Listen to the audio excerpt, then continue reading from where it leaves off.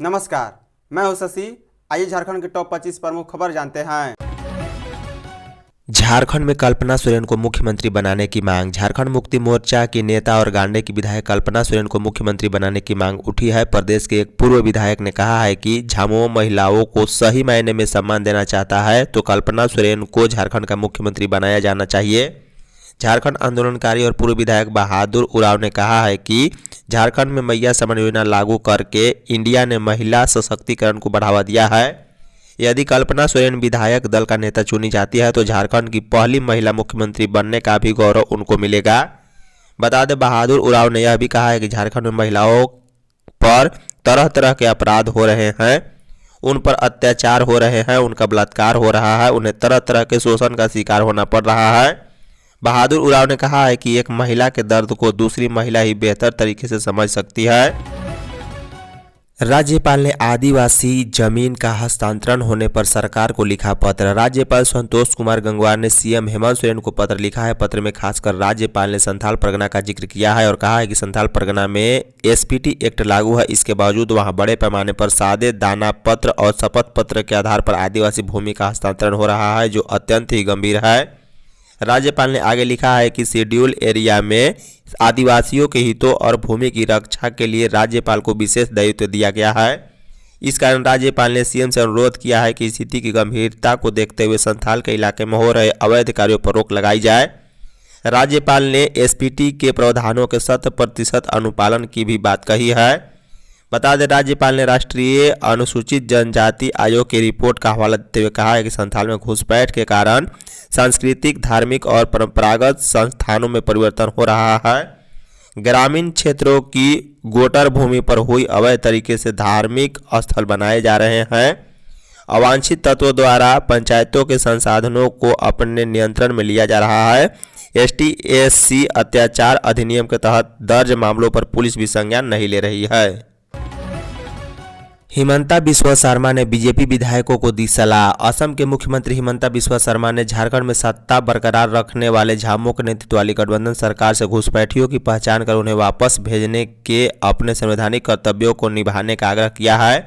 झारखंड चुनाव के लिए भाजपा के सह प्रभारी शर्मा ने पार्टी के नवनिर्वाचित विधायकों से विधानसभा में घुसपैठ का मुद्दा उठाने का आह्वान किया और कहा है कि अवैध प्रवासी राज्य के लिए एक गंभीर खतरा है। शर्मा ने शनिवार देर रात फेसबुक लाइव में कहा, मुझे अभी विश्वास है कि घुसपैठ की समस्या आने वाले दिनों में झारखंड को बहुत नुकसान पहुंचाएगी। यह आपकी सरकार है। शर्मा ने कहा है कि मैं आपसे इन घुसपैठियों को वापस भेजने या कम से कम उनकी पहचान करने की अपील करता हूं। यह आपका संवैधानिक कर्तव्य है। भाजपा नेता ने कहा, मुझे विश्वास है कि झारखंड सरकार इस जिम्मेदारी को पूरा करेगी। शर्मा ने नवनिर्वाचित भाजपा विधायकों से विपक्ष के रूप में अपना कर्तव्य निभाने और विधानसभा में घुसपैठ के मुद्दों को उठाने की अपील की है। बाबूलाल ने ली बीजेपी की हार की जिम्मेदारी। भाजपा के प्रदेश अध्यक्ष बाबूलाल मरांडी ने अपने पद से इस्तीफा की पेशकशी की है। विधानसभा चुनाव में पार्टी को मिली बड़ी हार के लिए नैतिक जिम्मेदारी लेते हुए बाबूलाल मरांडी ने अपना पद छोड़ने का संदेश केंद्रीय नेतृत्व को दिया है। बता दें कि चुनाव में भाजपा महज 21 सीटें ही जीत पाई है। एनडीए गठबंधन को कुल 24 सीटें मिली है। इससे पहले 2019 के विधानसभा चुनाव में भाजपा ने 25 सीटें जीती थी। सोमवार को ही इंटरनेट मीडिया एक्स पर बाबूलाल मरांडी ने पोस्ट कर बांग्लादेश से घुसपैठ के मुद्दों को आदिवासी समाज की सभ्यता, संस्कृति और अधिकार पर हमला बताया है। उन्होंने लिखा है कि इस तरह के हमले को चुपचाप नहीं देखा सकता। चुनाव परिणाम चाहे जो भी हो, मैं अपना संपूर्ण समय और ऊर्जा अपने लोगों को जागरूक करने और उन्हें सशक्त बनाने में लगाऊंगा ताकि कोई भी हमारी जल जंगल जमीन की तरफ आंख उठाकर न देख सके। इधर झारखंड सरकार के पूर्व मंत्री और जमशेदपुर पश्चिमी से जनता दल के नवनिर्वाचित विधायक सरजू राय ने कहा है कि भाजपा को हेमंत सोरेन सरकार गिराने का प्रयास नहीं करना चाहिए था। यह विधानसभा चुनाव में पार्टी की हार की एक बड़ी वजह बनी क्योंकि लोगों के बीच इससे गलत संदेश गया है। जामताड़ा में कांग्रेस कार्यकर्ताओं ने सीता सोरेन की बेटियों से किया दुर्व्यवहार। जामताड़ा विधानसभा सीट पर भारतीय जनता पार्टी की प्रत्याशी रही सीता सोरेन की हार के बाद कांग्रेस समर्थकों ने उनकी 3 बेटियों की बुरी तरह हुटिंग की है। इस घटनाक्रम का एक वीडियो सोशल मीडिया पर वायरल हो रहा है। इस वीडियो से न सिर्फ सीता सोरेन आहत है बल्कि कई लोग इसकी भर्त्सना कर रहे हैं। बताया जा रहा है कि सीता सोरेन की 3 बेटियां जयाश्री, राजश्री, विजयश्री सोरेन चुनाव नतीजे घोषित होने के बाद जामतड़ा में अपनी गाड़ी की ओर जा रही थी, तब कांग्रेस समर्थकों ने शोर मचाते हुए उन्हें घेरने की कोशिश की। सुरक्षा कर्मियों ने उन्हें भीड़ के बीच सुरक्षित निकाला। सीता सोरेन ने इस घटनाक्रम का वीडियो शेयर करते हुए सोशल मीडिया प्लेटफॉर्म एक्स पर लिखा, जमीन पर जनता के लिए लड़ाई लड़ना आसान नहीं होता। इस चुनाव में मैंने अपनी पूरी ताकत लगाई, लेकिन परिणाम हमारे पक्ष में नहीं आया। जब मैंने एक वीडियो देखा जिसमें मेरी बेटियों को कांग्रेस के कार्यकर्ताओं द्वारा अपमानित करते हुए देखा तो मेरा दिल टूट गया। इरफान अंसारी ने जनता को भेजा धन्यवाद संदेश। जामतड़ा विधानसभा क्षेत्र से हैट्रिक लगाने के बाद डॉक्टर इरफान अंसारी ने कहा है कि जामतड़ा विधानसभा चुनाव में जनता का अभूतपूर्व समर्थन मिला है, प्रचंड बहुमत के साथ विजय मिली है। इसके लिए आप सभी मतदाताओं और नागरिकों का हृदय से धन्यवाद करता हूं। यह जीत आपके उम्मीद, विश्वास और स्नेह का प्रतीक है। उन्होंने कहा है कि यह स्पष्ट करना चाहता हूं कि आप सभी का हूं, चाहे आपने मुझे वोट दिया हो या नहीं। उन्होंने कहा कि कांग्रेस पार्टी और इंडिया गठबंधन का सदस्य होने के नाते हमेशा समावेशी राजनीति में विश्वास करता हूं।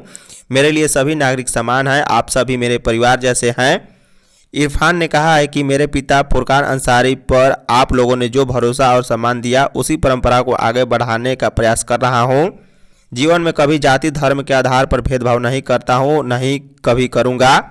उन्होंने कहा है कि आप सभी के लिए हमेशा उपलब्ध हूं। जब भी आपको मेरी ज़रूरत हो, आप मुझसे 9308002001 पर सीधे संपर्क कर सकते हैं।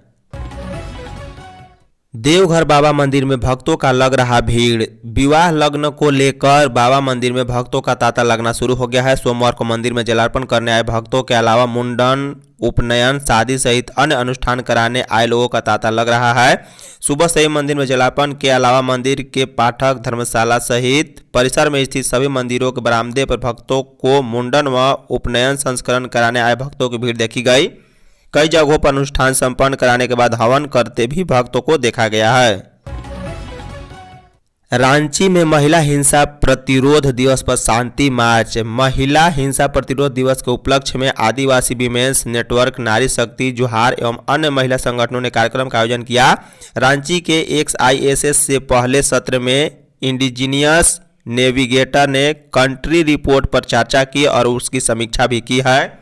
बता दें, दूसरे सत्र में 16 दिवसीय लैंगिक हिंसा प्रतिरोध पखवाड़े की शुरुआत अल्बर्ट एक्का चौक पर शांति मार्च के साथ की गई। 10 दिसंबर 2024 अंतर्राष्ट्रीय मानवाधिकार दिवस तक लैंगिक मुद्दों पर कई कार्यक्रम आयोजित किए जाएंगे। वहीं इस दौरान जागरूकता का संकल्प लिया गया। 25 नवंबर को अंतर्राष्ट्रीय महिला हिंसा उन्मूलन दिवस भी मनाया जाता है। पलामू से सुजीत सिन्हा गिरोह के 2 सदस्य गिरफ्तार। पलामू पुलिस ने सुजीत सिन्हा गिरोह के 2 सदस्यों को गिरफ्तार किया है। इन पर व्यापारियों को धमकी देने का आरोप है। छतरपुर के SDPO अवध प्रसाद यादव ने सोमवार को यह जानकारी दी है। SDPO ने बताया कि गैंगस्टर सुजीत सिन्हा गिरोह के ए सदस्य छतरपुर थाना क्षेत्र के पत्थर खदान और क्रशर मालिकों से रंगदारी मांगते थे, साथ ही धमकी भरा मैसेज भी भेजते थे। पुलिस ने इन्हें गिरफ्तार कर जेल भेज दिया है। बता दें, छतरपुर SDPO ने बताया है कि कुछ दिन पहले कई क्रशर व माइंस संचालकों के साथ साथ व्यापारियों ने शिकायत की थी कि उन्हें सुजीत सिन्हा गिरोह के नाम पर उनसे रंगदारी मांगी जा रही है। मैनेज करने के लिए धमकी भरे मैसेज भी आ रहे हैं। नई सरकार से जनता को बहुत उम्मीदें। राज्य में 56 विधायकों के समर्थन के साथ प्रचंड बहुमत से इंडिया गठबंधन की सरकार बन रही है। मुख्यमंत्री पद पर एक बार फिर हेमंत सोरेन होंगे। इंडिया गठबंधन ने चुनाव से पूर्व जनता से कुछ वायदे किए थे। सरकार से जनता को भी बहुत उम्मीदें हैं। जनता चाहती है कि सरकार उनकी उम्मीदों पर भी खरा उतरे। बता दें, राज्य में बड़ी संख्या में सरकारी और गैर सरकारी पद रिक्त हैं। इसमें जनजातीय भागीदारी भी है। वहीं रोजगार के सृजन से गैर जनजातीय के साथ साथ जनजातीय आबादी को भी फायदा होगा। जनजातीय को रोजगार की सबसे अधिक जरूरत है, इससे उनका पलायन रुकेगा। गांव में समृद्धि आएगी। इसके लिए सरकार को जल्द वैसे पदों को चिन्हित करना चाहिए जो खाली हैं। वहीं कई बैकलॉग पद भी होंगे जहां जनजातीय बहाल नहीं हो पाए होंगे, वैसे पदों को भी चिन्हित करने की जरूरत है। वहीं राज्य को एक स्थानीय नीति की जरूरत है, इसका हल जरूर निकलना चाहिए। 1932 का खतियान लागू करने की कोशिश करें, इसका लाभ पुराने लोगों को मिलेगा। हेमंत सरकार मैया योजना का वादा पूरा करे। हेमंत सरकार ने चुनाव में मैया योजना की राशि 2500 रुपये करने का वादा किया है, इसको पूरा किया जाना चाहिए। बता दें, झारखंड के लोगों को अभी कैश की जरूरत है, इसमें बिचौलिए नहीं है। नगद राशि लोगों को आर्थिक रूप से सशक्त कर रही है। यह राज्य में पहली बार शुरू किया गया है। चुनाव से ठीक पहले शुरू की गई इस योजना को मजबूती से चलाया जाना चाहिए। वहीं राज्य में कुपोषण सबसे बड़ी समस्या है, इसको दूर करने के लिए प्रयास होना चाहिए। कई लोगों को आज भी राशन नहीं मिल पाया है, ऐसे लोगों को खाद्य सुरक्षा देने की जरूरत है। सरकार के पास पोषण और खाद्य सुरक्षा की योजना है, लेकिन इसका उचित संचालन नहीं हो रहा। राशन में मिलने वाले अनाज की गुणवत्ता भी महत्वपूर्ण है, इसका ख्याल रखा जाना चाहिए। वहीं आंगनवाड़ी केंद्र में बच्चों को जो पोषण मिल रहा है उसकी गुणवत्ता का भी ख्याल रखना चाहिए। पश्चिमी सिंहभूम में पीएलएफआई ने 2 लोगों को मौत के घाट उतारा। झारखंड के पश्चिमी सिंहभूम जिले में पीएलएफआई के उग्रवादियों ने 2 लोगों को धारदार हथियार से मौत के घाट उतार दिया है। गुदड़ी थाना क्षेत्र में हुए इस घटना से बालू माफियाओं में हड़कंप मच गया है। बता दें, घटना रविवार की शाम 4 बजे की है। मृतक की पहचान रवि पान और उसके साथी के रूप में की गई।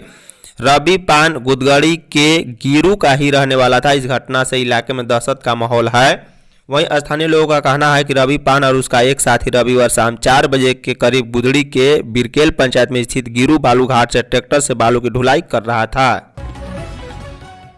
झारखंड में आदर्श आचार संहिता खत्म, राज्य को भेजी चिट्ठी। झारखंड समेत 16 राज्यों में आदर्श आचार संहिता खत्म हो गई है। भारत निर्वाचन आयोग की ओर से इस संबंध में सभी राज्यों को चिट्ठी भेज दी गई है। सोमवार को चुनाव आयोग के सचिव अश्विनी कुमार मोहाल ने झारखंड और महाराष्ट्र के मुख्य सचिव एवं मुख्य निर्वाचन पदाधिकारी को इसकी जानकारी दी है। चुनाव आयोग के सचिव ने मुख्य सचिवों और को जो चिट्ठी लिखी है उसमें कहा गया है कि झारखंड और महाराष्ट्र में विधानसभा चुनाव 2024 और कई राज्यों में विधानसभा एवं लोकसभा के उपचुनाव की घोषणा के साथ ही आपके राज्य में आदर्श आचार संहिता लागू हो गई थी। 15 अक्टूबर को मुख्य निर्वाचन आयुक्त ने विधानसभा चुनाव के साथ साथ विधानसभा एवं लोकसभा के लिए उपचुनाव की तारीखों की घोषणा की थी। धनबाद में कपकपाने वाली ठंड। कोयलांचल में ठंड का प्रकोप शुरू हो गया है। अब शाम एवं रात के साथ साथ सुबह में भी खासी ठंड पड़ रही है। दिन में भी लोगों को हल्का गर्म कपड़ों का उपयोग करना पड़ रहा है। बता दें, रविवार को धनबाद का अधिकतम तापमान 27 डिग्री सेल्सियस तो न्यूनतम तापमान 13 डिग्री सेल्सियस रिकॉर्ड किया गया। वहीं न्यूनतम तापमान में पिछले 2 दिनों से लगातार आ रही कमी के कारण अब घर के अंदर भी ठंड महसूस होने लगी है। पूर्वा हवा चलने से लोगों को ठंड का ज्यादा प्रकोप झेलना पड़ा है। इस वर्ष अचानक समय से पहले ठंड आने से लोगों की परेशानी भी बढ़ गई है। अमूमन दिसंबर के तीसरे सप्ताह से धनबाद में ठंड का असर दिखता है। इस बार नवंबर के अंतिम सप्ताह में ही दिन में भी हाफ स्वेटर की जरूरत महसूस हो रही है। झारखंड में चुनाव जीतकर विधानसभा नहीं पहुंच सका कोई उत्पाद मंत्री। झारखंड में उत्पाद और मद्य निषेध विभाग के मंत्री रहे सभी प्रत्याशियों को इस चुनाव में हार का सामना करना पड़ा है। वर्ष 2019 के चुनाव के बाद बनी सरकार में 3 अलग अलग विधायक को उत्पाद विभाग का मंत्री बनाया गया। तीनों मंत्री को हार का सामना करना पड़ा है। बता दें, जगन्नाथ महतो के निधन के बाद उनकी पत्नी बेबी देवी को उत्पाद मंत्री बनाया गया था। इस चुनाव में उन्हें हार मिली है। वहीं चंपाई सुरेंद्र सरकार में मिथिलेश ठाकुर को उत्पाद विभाग के मंत्री पद की जिम्मेदारी मिली थी। ठाकुर भी अपनी सीट नहीं बचा सके। इसके बाद फिर बनी हेमंत सोरेन की सरकार में बैद्यनाथ राम को उत्पाद विभाग का मंत्री बनाया गया। बैद्यनाथ राम को भी हार का सामना करना पड़ा है। इस तरह राज्य के 4 मंत्रियों की हार हुई है, जिनमें 3 झामुमो के मंत्री हैं। तीनों उत्पाद विभाग की जिम्मेदारी संभाल चुके थे। राजद कोटे से मंत्री के लिए अंतिम फैसला लालू यादव लेंगे। राजद विधायक दल की बैठक रविवार को हुई। इसमें राजद विधायकों की ओर से देवघर से निर्वाचित विधायक सुरेश पासवान को दल का नेता चुना गया। पासवान के मंत्री बनने की संभावना बढ़ गई है। वर्तमान विधानसभा में राजद के 4 विधायक चुनाव जीतकर आए हैं। बता दें, बैठक में विधायक सुरेश पासवान, गोड्डा विधायक संजय प्रसाद यादव, हुसैनाबाद विधायक संजय सिंह यादव और विश्रामपुर विधायक नरेश सिंह शामिल हुए। विधायकों ने सर्वसम्मति से अपना नेता चुना। बैठक में राजद के प्रदेश प्रभारी जयप्रकाश नारायण यादव, भोला यादव, भीम यादव सहित कई नेता शामिल हुए। मंत्री पद को लेकर भोला यादव ने कहा है कि इसके लिए पार्टी के सुप्रीमो लालू प्रसाद यादव को अधिकृत किया गया है। SC/ST सीटों की संख्या घटाई गई तो ठीक नहीं होगा, झामुमो। झारखंड मुक्ति मोर्चा ने कहा है कि आने वाले समय में परिसीमन के नाम पर केंद्र सरकार SC/ST सीटों की संख्या कम करती है तो ये ठीक नहीं होगा। 2025 में जनगणना होने वाली है और इसके बाद परिसीमन की भी तैयारी है। 2012 में जब परिसीमन आयोग यहां आया था तब झामुमो ने आशंका व्यक्त की थी। आज भी उक्त आशंका बरकरार है कि आदिवासी व अनुसूचित जातियों के लिए विधानसभा के आरक्षित सीटों पर प्रहार हो सकता है। सोमवार को झामुमो कार्यालय में पत्रकारों से प्रवक्ता सुप्रियो भट्टाचार्य ने कहा है कि संसद का सत्र भी शुरू हो गया है। इसमें भी झारखंड की आरक्षित सीटों पर बात हो सकती है। संबंधित अधिकारों को तय करना होगा कि परिसीमन के नाम पर आरक्षित सीटों की संख्या अगर घटाई गई तो ये सही नहीं होगा। उन्होंने कहा कि भाजपा की कोशिश है कि झारखंड के आरक्षित सीटों की संख्या कम की जाए। उन्होंने कहा कि भाजपा ये जानती है कि मूलवासी आदिवासियों में जब तक न दरार पैदा हो इनकी साजिश नहीं सफल होने वाली है। चंपाई सोरेन की झामुमो में फिर होगी वापसी, जेएमएम का ऑफर। विधानसभा चुनाव में शानदार जीत से उत्साहित झारखंड मुक्ति मोर्चा को आशंका है कि राज्य में आदिवासी और अनुसूचित जाति के आरक्षित विधानसभा सीटें घटाई जा सकती है। वहीं सुप्रियो भट्टाचार्य ने कहा है कि दल छोड़कर जाने वाले चंपाई सोरेन अगर झामुमो में वापसी के लिए आवेदन देंगे तो इस पर पार्टी विचार करेगी। आजसू प्रमुख सुदेश महतो पर तंज कसते हुए कहा है कि वे रोजगार की सरकार बनाने वाले थे लेकिन खुद ही बेरोजगार हो गए। उन्होंने मांडू के नवनिर्वाचित विधायक के उस प्रस्ताव पर भी चुटकी ली है जो सुदेश महतो के लिए सीट खाली करना चाहते हैं। आशंका जताई है कि जयराम महतो की पार्टी के प्रति जनता ने विश्वास जताया है, वे सरकार के साथ सकारात्मक दिशा में चलेंगे। झारखंड में बीजेपी की हार की समीक्षा 30 नवंबर को। चुनाव में हार के बाद भारतीय जनता पार्टी में हाहाकार मचा है। 30 नवंबर को हार की समीक्षा के लिए होने वाली बैठक में सभी विधायक और चुनाव हार चुके प्रत्याशी को बुलाया गया है, लेकिन हार की वजह पर कार्यकर्ताओं के बीच चर्चा प्रारंभ है। कार्यकर्ताओं का कहना है कि जिन्होंने कभी वार्ड का चुनाव नहीं लड़ा उन्हें पलामू और संताल परगना जैसे बड़ी प्रमंडल का प्रभारी बना दिया गया। बाल मुकुंद सहाय को संताल परगना का प्रभारी बनाया गया। इसी तरह विकास प्रीतम को पलामू का प्रभारी बनाया गया। वहीं गणेश मिश्रा एक बार फिर विधानसभा का चुनाव लड़कर हार चुके हैं, उन्हें दक्षिणी छोटानागपुर का प्रभारी बनाया गया। इन तीनों ने पार्टी की लुटिया डुबो दी है। एकमात्र उत्तरी छोटानागपुर यानी कोयलांचल के प्रभारी मनोज सिंह ने अपने क्षेत्र में पार्टी को सफलता दिलाई है। भाजपा में एक महत्वपूर्ण मोर्चा को पदाधिकारी ने नाम नहीं बताने पर पार्टी की तरफ से भेजे गए इन पार्टियों के होटल का बिल देखा तो एक विधानसभा क्षेत्र का चुनाव का खर्च निकल जाएगा।